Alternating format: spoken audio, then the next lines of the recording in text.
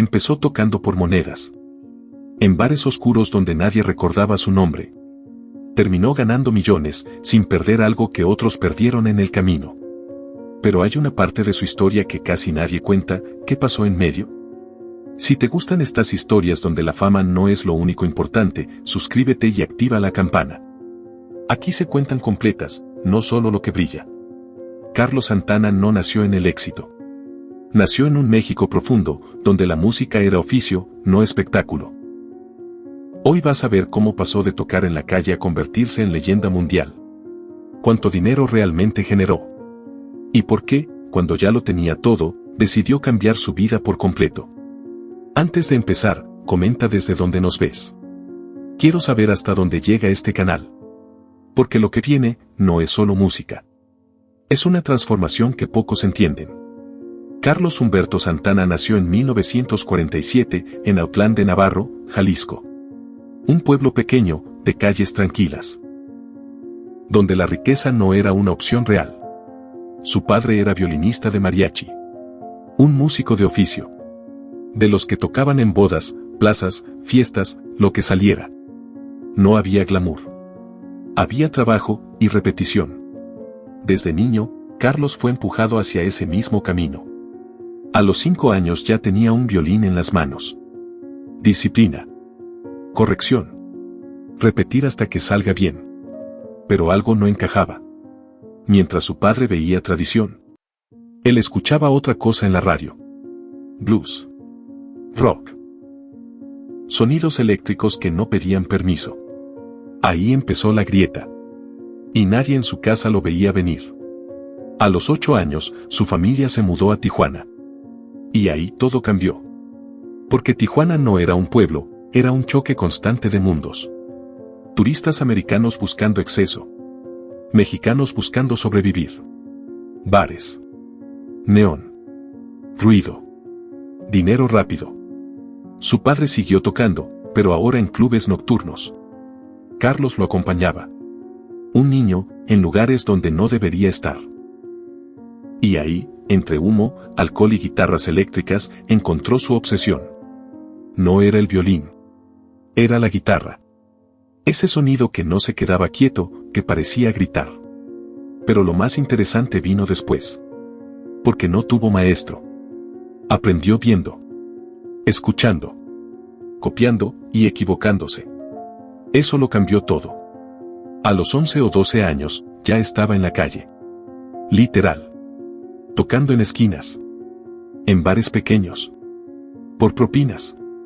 Algunas noches ganaba bien. Otras, casi nada. Pero ahí desarrolló algo que no se aprende en escuela. Instinto. Mezclaba lo que traía de casa con lo que escuchaba afuera. Y sin darse cuenta, estaba creando un sonido propio. Nadie se lo enseñó. Lo construyó sobreviviendo. Pero lo siguiente fue el punto de quiebre. A los 14, consiguió su primera guitarra eléctrica. Usada. Golpeada. Pagada con meses de esfuerzo. Y ahí, dejó de ser un niño que tocaba. Se convirtió en alguien que empezaba a destacar. Porque ya no sonaba como los demás. Había algo distinto. Y eso, en la música, se nota rápido. En 1966 formó su banda. No era famosa. No era grande. Pero tenía algo que otras no tenían. Identidad. San Francisco era el lugar perfecto. Contracultura. Experimentación. Riesgo. Y Santana encajó ahí mejor que nadie. Pero ojo con esto. No fue inmediato. Tocaron en bares, clubes, escenarios pequeños. Una y otra vez. Hasta que alguien los vio. Y eso lo cambia todo. Porque cuando Bill Graham los mete en el circuito importante, la historia acelera. Más público. Más exposición. Pero todavía no eran famosos. Hasta que llegó ese momento. El que divide todo en antes y después. Woodstock. Y aquí es donde muchos se quedan solo con la fama. Pero hay un detalle que pocos mencionan. Carlos subió al escenario, sin saber exactamente en qué estado estaba. Se dice que había consumido ácido horas antes. Y cuando empezó a tocar, Algo pasó. No fue normal. La guitarra no sonaba técnica, sonaba viva. 11 minutos. Un solo momento. Que cambió su vida. Cuando terminó, ya no era un músico más. Era una figura que el mundo acababa de descubrir. Y nadie lo vio venir. Si te está gustando este tipo de historias, deja tu like. Porque lo más fuerte, viene ahora. Después de Woodstock, todo explotó. El primer disco vendió millones. Dinero que nunca había visto. En cuestión de meses, pasó de sobrevivir a tener cientos de miles de dólares. Y luego vino el segundo golpe. Abraxas. Más ventas. Más dinero. Más fama. Y aquí es donde muchos caen. Porque el dinero llegó demasiado rápido. Y con él, todo lo demás. Durante los años 70, Santana entró en el mismo ciclo que destruyó a muchos. Drogas. Alcohol. Exceso. No era diferente. Era joven, con dinero, y sin freno. Pero aquí hay algo clave. Por fuera, éxito total. Por dentro, vacío. Y eso es lo que rompe a muchos artistas. Porque cuando lo tienes todo, y aún así no es suficiente, algo no cuadra. Y lo siguiente, nadie lo esperaba. En 1972, en pleno éxito, conoció a un gurú. Sri Chinmoy. Y lo que pasó después, no fue gradual. Fue radical. Dejó drogas. Dejó alcohol. Cambió su alimentación. Empezó a meditar horas todos los días. De un extremo al otro.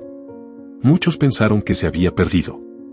Pero él estaba encontrándose. Y aquí viene algo interesante. Mientras otros artistas destruían sus fortunas, él hizo lo contrario. Administró. Invirtió. Construyó. Su dinero no desapareció. Creció. Porque el verdadero ingreso no eran solo los discos. Eran las giras. Durante años, llenando escenarios. Generando millones constantes. Y décadas después, cuando parecía que todo ya estaba dicho, volvió a hacerlo. Supernatural. Un disco que nadie esperaba, pero que explotó. Ventas masivas. Premios. Reconocimiento global otra vez. Y otra ola de millones. Pero esta vez, ya no era el mismo. Y lo siguiente confirma todo. Porque cuando llegó el dinero más grande, no cambió su vida hacia el exceso. La simplificó. Hoy Santana vive entre dos mundos. Por un lado, Las Vegas. Shows constantes. Residencia estable. Ingresos millonarios sin giras agotadoras. Por otro, Hawái. Silencio. Naturaleza. Meditación. Dos extremos, en equilibrio. Sus propiedades reflejan eso. No vive como el típico rockstar. No hay exhibición exagerada. Hay comodidad, control y elección. Lo mismo con sus autos. Tuvo lujo, sí. Pero hoy, no es prioridad. Porque su enfoque cambió. Y eso se nota. Pero hay algo que nunca cambió. Su relación con la guitarra. No es un instrumento. Es extensión. Tiene piezas que valen cientos de miles. Pero no las trata como colección. Las usa. Las vive. Y mientras muchos artistas pierden relevancia, él sigue activo. Con más de 70 años, sigue tocando. Sin necesidad. Por decisión. Claro, la salud ha pasado factura. Se reportó que tuvo problemas cardíacos en años recientes. Cancelaciones. Pausas obligadas. Pero regresó. Y eso también dice mucho. Y mientras tanto, su vida personal se mantuvo. Familia. Hijos. Nuevo matrimonio. Sin escándalos constantes. Sin caídas públicas. Algo raro, en ese mundo. Y aquí viene lo que pocos mencionan. Su riqueza no está solo en el dinero. Aunque se estima en más de 100 millones. Eso no es lo que lo define. Lo define otra cosa. Crear un sonido que nadie había hecho. Cruzar culturas, sin pedir permiso. Y mantenerse durante décadas. Sin romperse. Y lo siguiente es lo que realmente pesa. Porque muchos llegan. Pocos se mantienen. Y casi ninguno cambia sin destruirse. Si llegaste hasta aquí, comenta sigo. Quiero saber quién realmente está viendo hasta el final. Y si te interesa este tipo de historias, en el canal hay otra que conecta perfecto con esta. Carlos Santana no fue el más técnico. Ni el más rápido. Ni el más escandaloso. Fue algo más difícil. Auténtico. Pasó por exceso, y salió. Ganó dinero, y no se perdió. Alcanzó fama, y no se rompió. Y eso, no es lo común. Porque en ese mundo, lo normal es lo contrario. Por eso su historia no se trata solo de éxito. Se trata de lo que haces, cuando ya lo tienes todo. Y si quieres ver otra historia donde la fama no terminó bien, entra al siguiente video. Ahí es donde la mayoría no logra salir.